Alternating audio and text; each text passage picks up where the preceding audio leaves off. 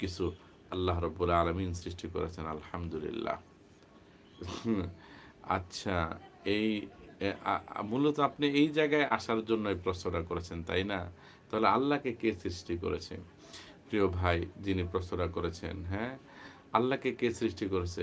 এইটা নিয়ে আল্লাহকে নিয়ে শরীয়তে ইসলাম এটা নিষেধ আছে। আল্লাহকে নিয়ে চিন্তা করতে নিষেধ আছে। কারণ আল্লাহ এত মহান যে তার সত্তাকে নিয়ে গবেষণা করা, তার সত্তাকে নিয়ে চিন্তা করার সেই দেমাগ, সেই শক্তি আল্লাহ তাআলা আমাদেরকে দেয় নাই। কারণ তিনি হলেন স্রষ্টা আর আমরা হলাম সৃষ্টি।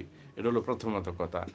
আর আল্লাহকে কে সৃষ্টি করছে? আল্লাহ তিনি তো ওনাকে কেউ সৃষ্টি করেন নাই। সূরা ইখলাসের মধ্যে আছে যে তিনি কারো কাছ থেকে জন্মগ্রহণ করেন নাই, তিনিও কাউকে জন্ম দেন নাই।